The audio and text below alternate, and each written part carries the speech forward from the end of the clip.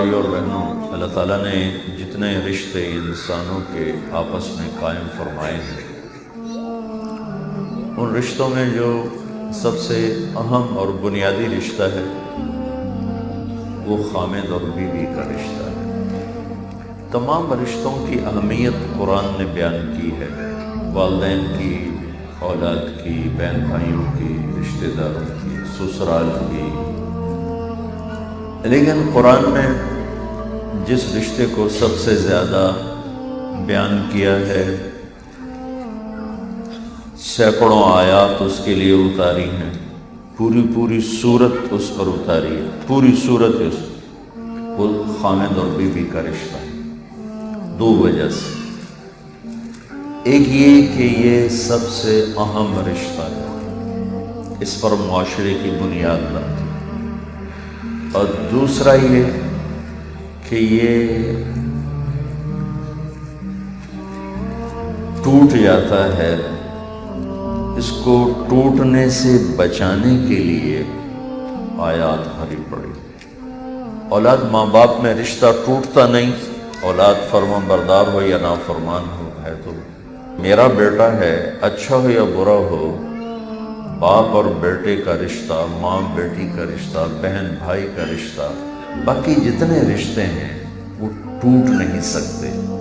اس میں بگاڑ پیدا ہو، اس میں محبت ہو، رشتہ باقی رہتا ہے۔ صرف ایک رشتہ ہے تمام رشتوں میں جو اہمیت کے لحاظ سے پہلے نمبر پر ہے اور کمزوری میں بھی پہلے نمبر پر ہے، ایک بول کے نکلنے سے یہ رشتہ ٹوٹ جاتا ہے۔ تو اللہ تعالیٰ نے اس لیے اس کو بہت پھیلا کے بیان کیا ہے، آداب بیان کیے ہیں، طریقے بتائے ہیں کہ یہ رشتہ آخر حد تک باقی رہے، اور طلاق کو سب سے بدترین حلال قرار دیا ہے۔ راستہ ہے، بعض اوقات ایسا ہو جاتا ہے کہ کوئی جمع ہونے کی صورت ہی نہیں بنتی، تو پھر اللہ نے کہا چلو الگ ہو جاؤ، لیکن آخر حد تک حضرت علی کو سے آپ نے فرمایا، علی طلاق دینے سے بچنا، جب بے جا طلاق دی جاتی ہے تو اللہ کا عرش کانپ اٹھتا ہے۔ تو اب ہمارے معاشرے میں طلاق بہت بڑھ چکا ہے کہ ہم اس رشتے کی اہمیت نہ خود جانتے ہیں، نہ بچوں کو بتاتے، نہ اس کے لیے بچوں کو تیار کرتے۔ ان کو پتہ ہی نہیں ہوتا کہ اچانک اس کی شادی ہو رہی ہے، ایک بچی اس کے ساتھ جڑ جائے گی، یہ ایک بچی کے ساتھ جڑ جائے گا، اب انہوں نے کیسے زندگی گزارنی ہے۔ یہ ذمہ تھا ماں باپ کے بتانا، وہ بتاتے نہیں، جوان ہو گیا شادی کرتے۔ یہ ذمہ تھا ٹیچر کے بتانا، ٹیچر کو خود پتہ کوئی نہیں، ہمارے سارے تعلیمی ادارے کاروبار بن چکے ہیں، تعلیم تو ان میں ہے نہیں، کاروبار ہے۔ اس لیے یہ ایک بڑا معاشرے کا ناسور ہو چکا ہے کہ رشتے ٹوٹ رہے ہیں۔ میں انگلینڈ میں تھا تو ایک وکیل سے ملاقات ہوئی، میں نے پوچھا یہاں جھوٹے پرچے ہوتے ہیں جیسے ہمارے پاکستان میں عدالتوں میں آدھے پرچے جھوٹے ہوتے ہیں؟ نہیں، یہاں جھوٹا پرچہ کوئی نہیں ہوتا، جو بھی ہوتا ہے جینوئن ہوتا ہے۔ یہاں جو مسلمان ہیں ان کے جو یہاں آتے ہیں لڑائی جھگڑے سب سے زیادہ کس چیز کے ہوتے ہیں؟ کہ جی طلاق کے ہوتے ہیں، اور کچھ نہیں، صرف طلاق کے ہوتے ہیں۔ تو میں صرف لفظ نکاح کو بتاتا ہوں کہ میرے اللہ نے کتنا خوبصورت لفظ استعمال کیا اس رشتے کے قائم کرنے کے لیے۔ جیسے ابھی ہم کہہ رہے ہیں کہ رسم نکاح نامہ، تو اللہ تعالیٰ نے لفظ نکاح کا کیا مطلب بنایا ہے جو یہاں اس رشتے پر فٹ ہوتا ہے۔ نکاح کی اصل ہے دو چیزوں کا یکجان ہو جانا، اس کو نکاح کہتے ہیں۔ دو چیزوں کا ایک جان ہو جانے کو عربی میں نکاح کہتے ہیں۔ پھر اس کی 4 شکلیں بیان کی ہیں لغت والوں نے، ڈکشنری والوں نے، کہ ہلکی بارش کا ہوتے ہوتے زمین میں جذب ہو جانا، اس کو نکاح کہتے ہیں۔ تیز بارش جذب نہیں ہوتی بلکہ کٹاؤ پیدا کرتی ہے، طوفان پیدا کرتی ہے، فصلوں کو بہا کے لے جاتی ہے۔ ہلکی بارش جو زمین میں جذب ہوتی جائے اور زمین اور پانی ایک جان ہو جائیں، پہلا مطلب۔ دوسرا مطلب ہے نیند کا آنکھوں میں اتر کر آنکھوں کو بند کر دینا، نیند اور آنکھ ایک جان ہو جائیں۔ تیسرا مطلب درختوں کی چھاؤں کا، ٹہنیوں کا آپس میں یوں مل کر ایک گھنی چھاؤں بنا دینا کہ وہ ٹہنیاں ایک جان ہو جائیں۔ ٹھیک۔ چوتھا مطلب مرد کا عورت پہ اتنا اعتماد کرنا کہ وہ ایک سوچ ایک جان ہو جائیں۔ عربی زبان میں نکاح کے یہ 4 مطلب ڈکشنریز میں لکھے ہوئے ہیں، اور یہ کتنی خوبصورتی کے ساتھ اس رشتے پر فٹ آتے۔ مرد کے اچھے اخلاق اور عورت اسے قبول کرے۔ بعض ایسی بدقسمت ہوتی ہیں کہ وہ عالی سے عالی اخلاق کو بھی قبول نہیں کرتی۔ بعض مرد ایسے ہوتے ہیں کہ عالی سے عالی اخلاق کو بھی قبول نہیں کرتے، بدتمیزی کی انتہا پر ہوتے۔ ایسے موقعوں پر طلاق کو رکھا گیا۔ مرد کا خوبصورت رویہ اور اس کے اچھے اخلاق ہیں بارش کی طرح، اور عورت کا قبول کرنا ہے زمین کی طرح۔ پھر اس کے ساتھ قرآن کی دوسری آیت کو جوڑیں، نساؤکم حرث لکم، تمہاری بیویاں تمہاری کھیتیاں ہیں۔ تو میں ذمہ دار ہوں، ہم کھیتی کو ڈنڈے سے نہیں اگاتے، نہ ڈنڈے سے اس پر پھل لا سکتے ہیں، نہ ڈنڈے سے اس کو سرسبز کر سکتے ہیں، ہم تو اسے اپنی اولاد کی طرح پالتے پروان چڑھاتے۔ میرا تو اتنا زیادہ اپنے پیشے سے تعلق نہیں ہے کہ زندگی اور طرح گزری، کہ میں اپنے باپ کو دیکھتا تھا، ایک ایک پودے پر ان کی نظر ہوتی تھی، ایک ایک ٹہنی پر ان کی نظر ہوتی تھی، اور جان جاتی تھی ان کی کسی کہیں کوئی خشک ٹہنی نظر آ جاتی تھی۔ اللہ تعالیٰ کہہ رہا ہے کہ تمہاری بیویاں تمہاری کھیتیاں ہیں۔ تو کھیتی کو گالی دی جاتی ہے، کھیتی کو ڈنڈے مارے جاتے ہیں، یا کھیتی کا پانی روک دیا جاتا ہے، تو اپنے آپ سے دشمنی ہے۔ ہر موقع پر اس کی ضرورت کو پورا کرنا، پھر اس کو خارجی موسمی اثرات سے بچانا، یہ کھیتی کا تقاضا ہے، اور یہی اس رشتے کا تقاضا ہے کہ عورت اپنے خامند کے اخلاق کو قبول کر کے ایک خوبصورت زندگی پیش کرے، اور مرد اپنے خوبصورت اخلاق پیش کر کے ایک خوبصورت زندگی کی بنیاد رکھے۔ مرد کے ایسے عالی رویے جو عورت کو چین کی نیند سلا دے، اور درخت کی چھاؤں کا آپس میں مل کر، درخت کی ٹہنیوں کا آپس میں مل کر ایک چھاؤں بنانا جس کے نیچے اگلی نسل پروان چڑھ سکے۔ یہ سارے نکاح کے خوبصورت مطلب۔ اس کے ساتھ ایک آیت جوڑ دیں، ہن لباس لکم وانتم لباس لہن، تیری بیوی تیرا لباس ہے۔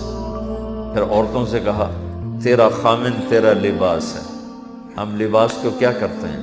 پھاڑتے ہیں، اوپر چائے گراتے ہیں، آگ لگاتے ہیں۔ کتنا سسٹم ہے لباس کو سنبھالنے کے لیے، کتنا سسٹم ہے اس کی صفائی کے لیے، ستھرائی کے لیے، دھلائی کے لیے، حفاظت کے لیے، کتنا نظام چلتا ہے۔ ان عورتوں نے اپنے کپڑے کو بچانے کے کیا کیا نظام کیے ہوتے ہیں۔ اور پھر ابھی جب آپ لوگ کھانا کھائیں گے تو آپ کے ساتھ ایک نیپکن رکھا ہوگا کہ بھی آگے رکھو تاکہ کوئی شوربہ نہ گرے، کوئی بوٹی نہ گرے، کوئی روٹی کا ذرہ نہ گرے۔ جتنا ایک مرد اپنے لباس کو بچاتا ہے، اتنا اس رشتے کو بچا لے۔ جتنا عورت اپنے لباس کو بچاتی ہے، اتنا اس رشتے کو بچا لے، تو ان کی زندگی خوبصورت ہو جائے گی، آباد ہو جائے گی۔ کیا خوبصورت پیغام دیتا ہے اللہ تعالیٰ، چھوٹے چھوٹے الفاظ اور چھوٹے چھوٹے کلمات میں زندگی گزارنے کا طریقہ۔ اس سارے کا ایک لفظ بیان کروں تو بھائیو بہنوں، زندگی صرف اچھے اخلاق سے گزرتی ہے اور کسی چیز سے نہیں گزرتی۔ شکل و صورت کی کشش بھی ختم ہو جاتی ہے، سونے چاندی زیور کی طلب بھی اندر خوشیاں نہیں پہنچاتی، عہدے ڈگریاں یہ بھی بڑی عارضی چیزیں ہیں. جو چیز پائیدار ہے، جس سے غریب کا گھر بھی آباد ہوگا اور مالدار کا گھر بھی آباد ہوگا، وہ صرف اچھے اخلاق ہیں. وہ صرف اچھے اخلاق ہیں. وہ غصے کو پینا ہے، وہ غصے کو دبانا ہے، برداشت کرنا ہے. ہمارے یہاں طلاق کیوں بڑھ گیا ہے؟ برداشت کوئی نہ لڑکی برداشت کرتی ہے، نہ لڑکا برداشت، نہ اس کے والدین برداشت کرتے ہیں. وہ ایک دم آگ بھڑک جاتی ہے. رات ہی میرے پاس ایک نوجوان آیا ہوا تھا کہ آپ سفارش کر دیں، طلاق ہونے والی ہے، بس آپ کا فون جائے گا تو ہماری صلح ہو جائے گی. میں نے کہا بھائی میں تو 100 دفعہ فون کروں اور میں تو تیرے سسرال کو جانتا ہی نہیں کون ہے. کہا جی وہ آپ کے بیان بڑے سنتے ہیں. میں کہا یہ میرے بیان سننا تو کوئی تعلق کی علامت نہیں ہے. تو معاویہ رضی اللہ عنہ کو پیغام ملا کہ آپ کا ہم زلف باہر آیا ہوا ہے. وہ سوشل میں پڑ گئے میرا ہم زلف کون ہے. جب وہ بادشاہ تھے، میں نے کہا اچھا بھائی بلاؤ. وہ دیکھا کہ بدو آ گیا. کہا جی میں آپ کا ہم زلف ہوں. اچھا کیسے بھائی؟ امیری غریبی 2 بہنیں تھیں، امیری کی شادی تیرے ساتھ ہو گئی، غریبی کی شادی میرے ساتھ ہو گئی، تو اب میری مدد کر، میں تیرا ہم زلف ہوں. تو انہوں نے کہا کہ اس کو 1 روپیہ دے دو. کہنے لگا اب اتنے بڑے بادشاہ صرف 1 روپیہ دیتے ہو؟ اب بات یہ ہے کہ اگر میرے سارے ہم زلف جو تیرے جیسے انہیں پتہ چل گیا نا تینوں 1 روپیہ بھی کوئی نہیں لبنا تو یہی لے جائے. کام بگوڑ کے پھر کہتے ہیں آپ کا 1 فون جائے گا. میرے پاس کوئی جادو کوئی نہیں ہے. گھروں کی آبادیاں نہ، یہ کتنے عورتیں مرد عاملوں کے پیچھے جو کوئی تعویذ دے دو، کوئی تعویذ دے دو، کوئی وظیفہ دے دو. یہ گھر وظیفوں سے آباد نہیں ہوتے، تعویذوں سے آباد نہیں ہوتے. عاملوں کے پیسے کھڑے ہو جاتے ہیں، ان کے کاغذ چاندی بن جاتے ہیں، سونا بن جاتے ہیں. یہ سب بے وقوفوں کا راستہ ہے. گھروں کو آباد کرنے کا ایک راستہ ہے میرے نبی والے اخلاق، درگزر، برداشت. اللہ نے ہر انسان میں غصہ بھی رکھا ہے، برداشت بھی رکھا ہے.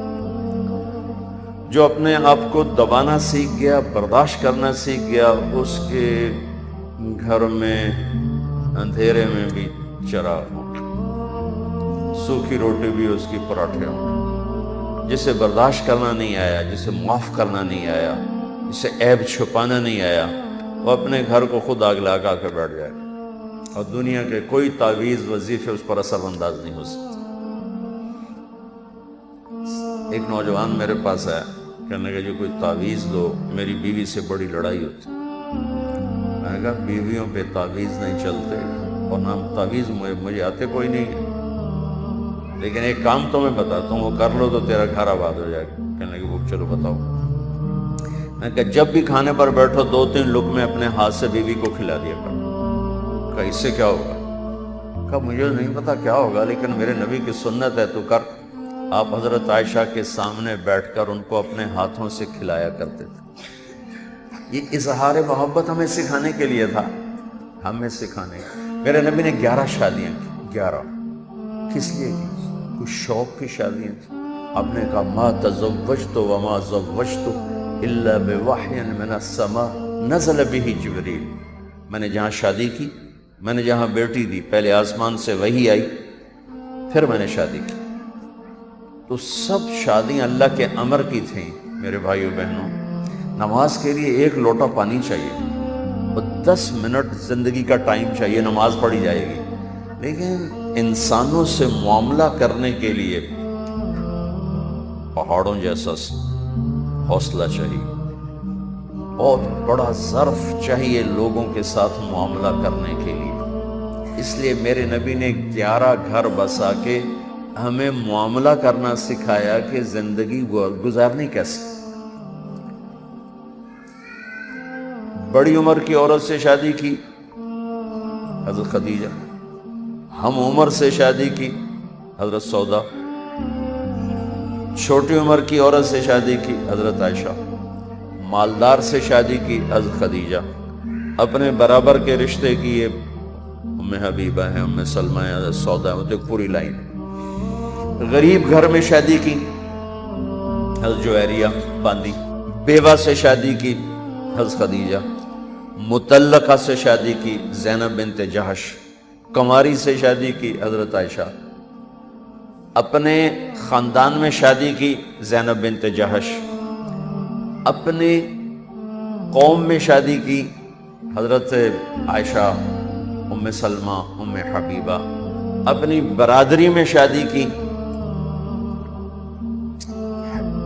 میمونہ ہلالیہ، جویریہ، بنی مستلق، اپنا گھر زینب بنت جہش پھوپھی کی بیٹی، اپنی قوم قریش، ام حبیبہ، حضرت عائشہ، حضرت سودا، حضرت ام سلمہ، حضرت حفصہ، اپنی برادری میں شادی کی حضرت جویریہ، عرب حضرت جویریہ، حضرت میمونہ، قوم، برادری، خاندان سے باہر شادی کی حضرت صفیہ، یہودی۔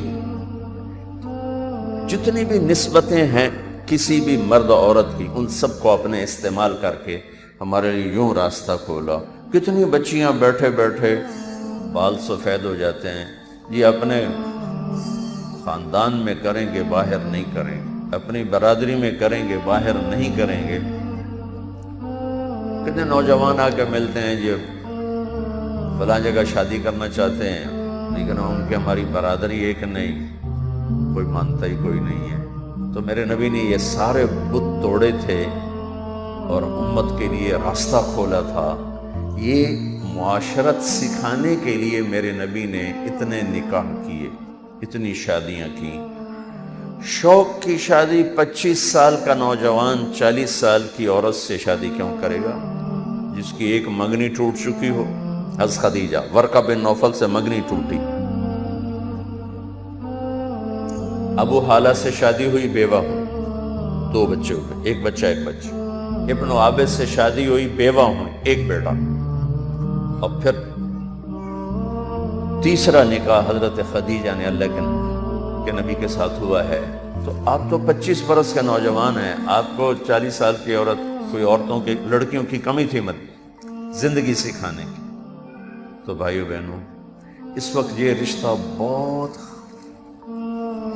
بہت ہی عجیب و غریب مشکلات کا شکار ہے، اور مشکلات خود ساختہ ہیں۔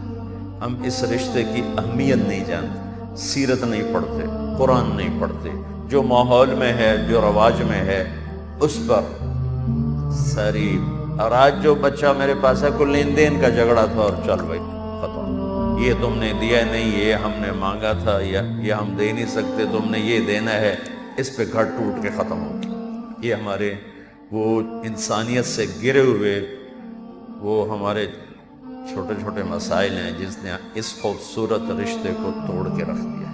لفظ نکاح کے اندر یہ ساری خوبصورتی موجود ہے۔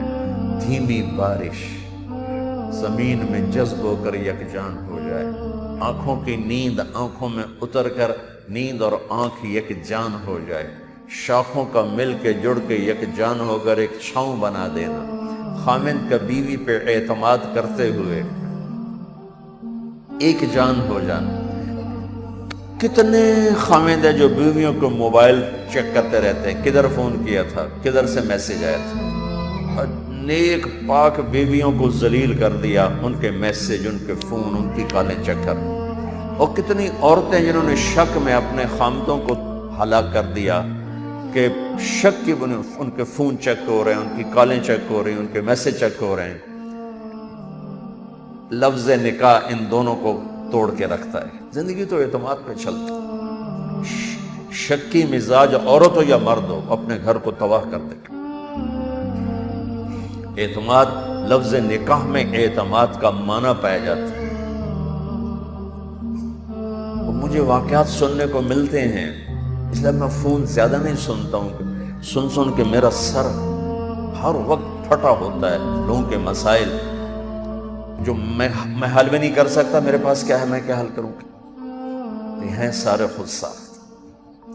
اتنی شدت، اتنی سختی، یہ کال کہاں سے آئی، یہ فون کہاں سے آیا، یہ میسج کہاں سے آیا، اس طرح زندگی گزرتی۔ کیا اس کا نام زندگی ہے؟ بھائیو، اللہ کے واسطے میری بات دیوار پہ مار دو، اپنے نبی کی زندگی پڑھو، اپنے نبی کی زندگی پڑھو، اپنے آقا کی زندگی پڑھو کہ آپ نے کس خوبصورتی کے ساتھ گھروں کو چلا کے دکھایا، نباہ کر کے دکھایا. ہر قسم کی خاتون کے ساتھ آپ نے زندگی کیسے گزاری یہ میں آدھے گھنٹے میں آپ کو کیا بیان کروں. میں تو صرف آپ کو ٹپس دے سکتا ہوں کہ یہ قرآن کہہ رہا ہے, یہ میرا نبی کہہ رہا ہے, یہ لفظ کہہ رہا ہے. یہ لفظ کا مطلب ہے یہ قرآن ہے, یہ میرے حبیب کا فرمان ہے. خیرکم خیرکم لأہلہ, سب سے اعلیٰ درجے کا مسلمان وہ ہے جو بیوی سے اچھا سلوک کرتا ہے. صحابہ کا معاشرہ تھا, عرب کا معاشرہ تھا شدت والا, سختی والا. تو عورتوں کی پٹائی ہوتی تھی, مار کٹائی ہوتی تھی, بچیوں کو زندہ دفن کر دیتے تھے. کتنا مشہور بات. تو جب مدینے میں ایک اسلامی معاشرہ قائم ہو گیا تو عادت بدلتے بدلتے بدلتی ہے. تو اب وہ عورتوں کو جب ایسے مشکل پیش آئی اپنے خامدوں کی طرف سے تو انہوں نے آ کر حضرت عائشہ سے شکایت کی کہ ہمارے خامد ہمیں مارتے. تو حضرت عائشہ نے اللہ کے نبی سے ذکر کیا تو اللہ کے نبی کا چہرہ غصے سے سرخ ہو گیا. آپ نے کہا لوگوں کو جمع کرو. مسجد بھر گئی. تو آپ نے صرف یہ خطبہ دیا, کوئی تقریر نہیں. جو لوگ عورتوں پہ ہاتھ اٹھاتے ہیں ان میں کوئی انسانیت نہیں, ان میں کوئی خیر نہیں ہے. سب سے اعلیٰ درجے کا مسلمان وہ ہے جو بیوی سے اچھا سلوک کرتا ہو, اور میرا سب سے اچھا سلوک ہے اپنی بیوی کے ساتھ. اور ممبر سے اتر گئے. یہ چند کلمات کے لیے آپ نے پورے مدینے کو اکٹھا کیا. تو میں نکاح کے موقع پر تھوڑا سا بتایا کرتا ہوں کہ بھائیو بہنوں, زندگی کو گزارنا ہے تو اخلاق بھی سیکھو. اتنا زیور بنا دیا, اتنے کپڑے بنا دیے, بچے نے کاروبار سنبھال لیا, بچے نے ڈگری لے لی, ڈگریوں پر نہیں چلتی زندگی. میری فیملی کی ایک بچی تھی بہت نیک, بہت نیک. اس کی منگنی ہوئی تو میں نے اس کی خالہ, وہ ہماری مشترکہ خالہ تھی, میں نے کہا ماسی چھوڑ کے ہو جائے کہ پترو دے 14 مربع. میں کہا ماسی میں پوچھا ہے چھوڑ کے ہو جائے, مربع نہیں پوچھا کہ تین 10 سے آتا ہے 14 مربع. میں کہا تم مربع نال پرنامنی ہے یا کسی بندے نال پرنامنی ہے. یہ ہماری سائیکو, یہ ہماری سوچ ہے کہ ہم انسانوں کو نہیں تولتے, ہم اس کی چیزوں کو تولتے ہیں. اس پر رشتے ہوتے ہیں, وہ چند دنوں کے بعد آگ لگ جاتی ہے, جو کہ نہ اخلاق ہے نہ انسانیت. امیر کا گھر ہو یا غریب کا گھر ہو, زندگی سانس سے چلتی ہے. سانس ہر انسان, مرد عورت غریب مالدار کی ضرورت ہے. ایسے امیر کا گھر ہو یا غریب کا گھر ہو, زندگی کی آبادی اخلاق سے ہے, چیزوں سے, حسن سلوک سے ہے, چیزوں سے. بیوی خامن پر اعتماد کرے, خامن بیوی پر اعتماد کرے, زبان قابو میں رکھے. ساس سسر زندگی کو گزارنے میں مدد دیں, نہ کہ رکاوٹیں پیدا کریں. یہ میرے ملک کا بہت بڑا مسئلہ ہے کہ ہمارا سسرال معذرت کے ساتھ بہت ظالم, ہمارا سسرال بہت ظالم. اس میں دنیا دار دیندار سب دیکھ لیے, پڑھے لکھے ان پڑھ بھی دیکھ لیے. سسرال کا معاشرہ ظلم سے بھرا ہوا ہے, بھرا ہوا. کوئی لاکھوں میں کوئی ایک گھر ایسا ملتا ہے.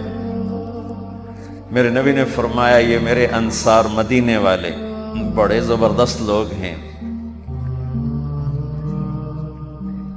ان کے ہاں جانے والی بچی کو یہ کبھی نہیں محسوس ہوتا کہ اپنے ماں باپ کے گھر ہوں یا سسرال کے گھر ہوں. میرے نبی نے تعریف کی. چند دن پہلے میں نے حدیث پڑھی تو کوئی لوگ بیٹھے تھے, میں نے ان کو پڑھ کے سنایا. میں کہ دیکھو یہ میرے نبی کیا فرما رہے ہیں کہ یہ میرے جو مدینے والے ہیں نا, یہ بڑے زبردست لوگ ہیں. ان کے یہاں کوئی بچی کی ڈولی اتر جائے تو اسے ساری زندگی یہی نہیں پتہ چلتا سسرال میں ہوں یا ماں باپ کے گھر. تو آج اگر یہ نہیں ہو سکتا تو اتنا تو ہو کہ ہم اس رشتے کو پھلنے دیں, پھولنے دیں. وہ ماں باپ بچے سے زیادہ حق جتلانا شروع کر دیتے. بہت دکھی داستان, بہت دکھی داستان. ہمارا جوائنٹ فیملی سسٹم بہت اچھا ہے, تھا ایک دوسرے کی مدد ہوتی تھی. اب یہ ایک مصیبت بن گیا ہے کہ مدد نہیں ہے, ٹانگیں کھینچنا ہے. صرف اکیلا لڑکا لڑکی چلے تو مسائل تھوڑے ہوتے ہیں, جب اس کے ساتھ ماں باپ بھی شریک ہوں، بہن بھائی بھی شریک ہوں، پھر مصیبت ہی مصیبت۔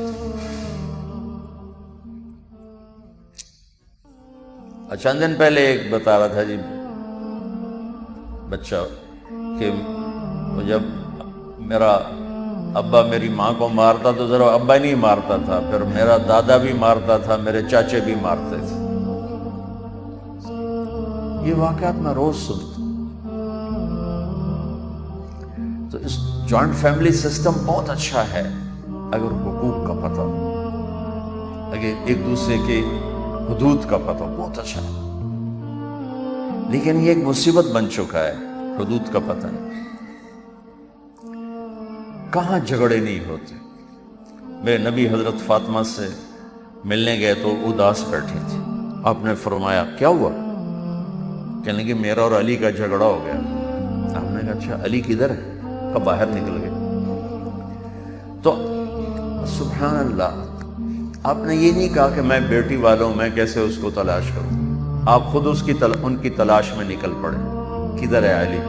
دیکھا تو مسجد میں سوئے ہوئے تھے، آپ نے ان کو ایسے ہلایا تو وہ مٹی لگ گئی تھی، چادر ہٹ گئی تھی، تو آپ نے کہا ابو تراب اٹھو۔ ابو تراب کہنے میں اشارہ تھا کہ تیرا میرا پیار ویسا ہی ہے، پریشان نہ ہو، چلو مجھے پتا چل گیا ہے تیرا فاطمہ کا جھگڑا ہے۔ حضرت علی فرماتے تھے کہ ابو تراب کا ٹائٹل مجھے کل کائنات کے ملنے سے زیادہ محبوب ہے۔ گھر تشریف لائے، نہ فاطمہ سے پوچھا کیا مسئلہ ہے، نہ حضرت فاطمہ سے پوچھا کہ بیٹی کیا لڑائی ہے، نہ حضرت علی سے پوچھا کہ علی کیا لڑائی ہے۔ بعض اوقات اس سے لڑائی اور بڑھ جاتی ہے۔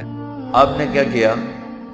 نہ آپ نے فاطمہ سے پوچھا کیا مسئلہ ہوا، نہ علی سے پوچھا کیا مسئلہ ہوا، آپ زمین پہ لیٹ گئے، سبحان، اور حضرت علی کو لٹایا اپنے رائٹ، اور فاطمہ کو لٹایا لیفٹ۔ علی کا یوں ہاتھ پکڑا اور اپنے پیٹ پہ رکھ لیا، یا ادھر فاطمہ کا ہاتھ پکڑا اور علی کے ہاتھ پہ رکھا، دیکھ رہے، اور پھر اپنا ہاتھ فاطمہ کے ہاتھ پہ رکھا، تو 3 ہاتھ ہو گئے، نیچے علی کا ہاتھ، اوپر فاطمہ کا ہاتھ، اوپر میرے نبی کا ہاتھ۔ یہاں فرمایا تم دونوں کہو ہماری صلح ہو گئی۔ یہ ہے بڑے کا کام، یہاں بڑے ڈھیر لکڑ لامنو لگ جاتے، ہمارے بڑے تو بڑے رہے ہی نہیں، تو چھوٹوں سے بھی آگے چلے۔ آپ نے کہا کہو ہماری صلح ہو گئی، انہوں نے کہا یہ ہماری صلح ہو گئی، دونوں ہنسنے لگے، آپ بھی ہنستے ہنستے باہر نکلے، بڑے خوش خوش۔ صحابہ نے عرض کی یا رسول اللہ آج آپ بڑے خوش نظر آ رہے ہیں۔ آپ نے کہا میں علی و فاطمہ کی صلح کرا کے آ رہا ہوں، یہ ہوتا ہے بڑوں کا کام۔ بہرحال بھائیو میں تو کہہ ہی دیتا ہوں، یہ بہت لمبا مضمون ہے، یہ میرے آدھے گھنٹے کی بات سے کہاں۔ نماز جیسا سوکھا کام نہیں ادا ہو رہا، امت کا 80% طبقہ بے نمازی ہو چکا ہے، جو 1 لوٹا اور 10 منٹ پانی مانگتا ہے۔ معاشرت کو کے احکام تو پسینہ نکال دیتے۔ انسانی صفت میں سب سے اعلیٰ صفت اچھے اخلاق، ایمان کے بعد سب سے اعلیٰ درجے کی صفت اچھے اخلاق، لوگوں کی بد اخلاقی کو برداشت کرنا، ان کی بدتمیزی کو سہنا، ان کی زیادتیوں پر صبر کرنا۔ یہ صبر ایک انرجی بنتا ہے، اور لوگوں کے غلط رویے جو اندر جاتے ہیں ان پر یہ اپنا ایکشن چلاتا ہے، اور پھر پوری اس کے اندر کی طاقت برداشت کرنے سے، جیسے مسل بڑے ہو جاتے ہیں، وزن اٹھاتے ہیں، مسل بڑے ہو جاتے ہیں، ایسی جب یہ لوگوں کے رویوں کے وزن اٹھاتا ہے، برداشت کرتا ہے یا کرتی ہے، تو اس کا مقام اللہ کی بارگاہ میں بھی بڑھتا جاتا ہے، اور لوگوں کی نظروں میں بھی اس کی عزت اور مقام بن جاتا ہے۔ تو اس بچے سے بھی کہوں گا، آپ سے بھی کہوں گا، اپنے آپ سے بھی کہوں گا کہ بھائی ہم اپنے اخلاق اچھے، زبان کا بول میٹھا کرنا، اپنے گھروں کو آباد کرنا ہے، چپ رہنا سیکھ، طنز، تانے، بولیاں، ڈانٹ ڈپٹ یہ تباہ کر دیتے ہیں۔ والدین آتے ہیں بچے نافرمان ہیں، میرا تجزیہ یہ ہے کہ آدھا قصور ماں باپ کا ہے، آدھا اولاد کا۔ ماں باپ وہ طریقہ نہیں اختیار کرتے جس سے اولاد کے اندر اطاعت پیدا ہو۔ میرے نبی نے کہا اولاد کو عزت دو، اکرموا اولادکم، اولاد کو عزت دو، وہ عزت لوٹ کے تمہاری طرف آئے گی۔ ہم تو عزت نہیں دیتے۔ از فاطمہ اور حضرت میرے نبی کے گھر کی دیوار ایک تھی، تو ایک دفعہ نہیں دن میں آنا ہوتا، دن میں کئی دفعہ آنا ہوتا ہے۔ جب حضرت فاطمہ تشریف لاتی، میرے نبی کرسی پر بیٹھے ہیں، چارپائی پر بیٹھے ہیں، زمین پر بیٹھے ہیں، آپ کھڑے ہو جاتے، بیٹھے نہیں رہتے تھے، کھڑے ہو جاتے، اور کھڑے نہیں رہتے تھے، تیزی سے آگے بڑھتے تھے۔ حضرت فاطمہ کو آگے آنے سے پہلے پہلے ہاتھ پکڑ لیتے تھے اور بوسہ لیتے تھے، ہاتھ کا بوسہ لیتے، پھر اسی پکڑے ہاتھ کے ساتھ آ کر بیٹی کو پہلے چارپائی پر بٹھاتے تھے، پھر خود بیٹھتے تھے۔ یہ عزت دی اپنی اولاد کو۔ ہم تو اولاد کو بے عزت کرتے ہیں، پھر مائیں کہتی ہیں دودھ معاف نہیں کروں گی، پھر یہ وہ بلیک میل کرتی ہیں، اور باپ کہتے ہیں میری جوانی روڑ گئی تیرے مگر تو یہ ہو جا بدتمیز، تھوڑا سا زبان کا بول میٹھا کر لیتا تو تیرا بڑا فرما بردار ہوتا۔ پہلے 10 سال ماں باپ اولاد کو دے دیں، ساری زندگی اولاد ماں باپ کو دے دے گی۔ ہم 3 سال کے بچے کو اسکول پھینک دیتے ہیں، 3 سال کے بچے کو ماں کی گود چاہیے نہ کہ اسکول۔ میرے نبی نے کہا 7 سال تک تو نماز بھی نہ کہو، 7 برس کا ہو جائے تو نماز کا کہنا شروع کرو۔ تو 7 سال 10 سال کیا کرنے ہیں؟ ٹائم دو، ٹائم دو، کھپو تپو ان کے ساتھ، پھر ساری زندگی تمہارے۔ 3 سال کا بچہ اسکول دھکے کھاتا جا رہا ہے، روتا ہوا جا رہا ہے، روتا ہوا آ رہا ہے، اس کے اندر ماں باپ کی نفرت پیدا ہو رہی، نفرت پیدا ہو رہی، ایک دوری پیدا ہو رہی۔